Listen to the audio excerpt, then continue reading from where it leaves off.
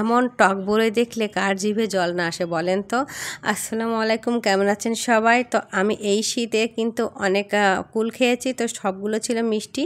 আর এই প্রথম খেলাম যে হচ্ছে টক বড়ই।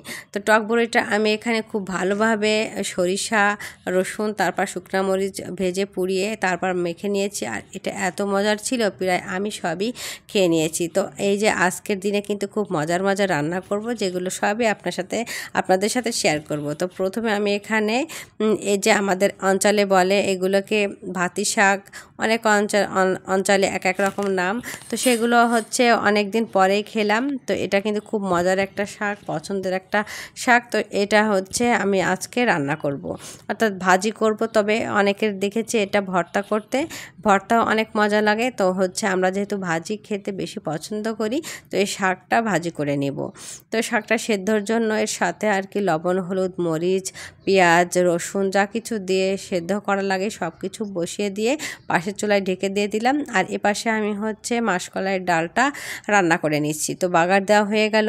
তো ডালের সাথে শাক কিন্তু খুব মজা লাগে।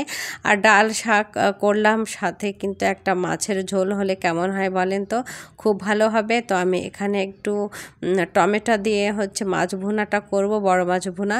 তো তার জন্য হচ্ছে মশলাটা কষিয়ে নিব। আর খুব ভালোভাবে এভাবে সমস্ত উপকরণগুলো দিয়ে, আর আমি এখানে সব বাটা মশলা ব্যবহার করেছি। আর লবণ, হলুদের গুঁড়া, মরিচের গুঁড়া তো দিয়েছি, দিয়ে মশলাটা কষিয়ে নিলাম। নেওয়ার পরে আমি এখানে ভাজি করে রাখা মাছগুলো দিয়ে দিলাম। তো হচ্ছে মাছগুলো আর কি ভাজি করা আর কি দেখায়নি। তো এই যে মাছগুলো দিয়ে মশলার সাথে কিন্তু আরেকটু কষাই নেব। আর এভাবে কিন্তু মশলার সাথে মাছটা একটু কষিয়ে নেওয়ার পরে হচ্ছে তারপরে পানি দিয়ে রান্না করলে কিন্তু বেশি মজার হয়। তারপর আমি এখানে পরিমাণ মতো ঝোলের পানি দিয়ে দিলাম। আর সাথে এখানে আমি একটা বড় সাইজের টমেটো এভাবে কেটে দিয়ে দিলাম। তো এই মাছ হচ্ছে ভুনাটা এত বেশি মজা হয় টমেটো দেওয়ার কারণে। তো আমি প্রায়ই বাসায় এটা তৈরি করি। তারপর আমি এখানে 2-3টা কাঁচামরিচ ফালি করে দিয়েছি, না এটা জাস্ট শুধু একটা ফ্লেভার আসবে। তো এভাবে কিন্তু অল্প আছে আমি মাছটা রান্না করে নিচ্ছি।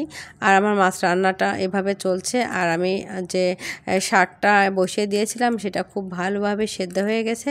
তো শাকটা এখন আমি বাগার দিয়ে নিব। এই ভাতি শাক বা বৈতা শাক যে নামেই বলুক না কেন, এটা কিন্তু আসলে অনেক বেশি ভালো লাগে।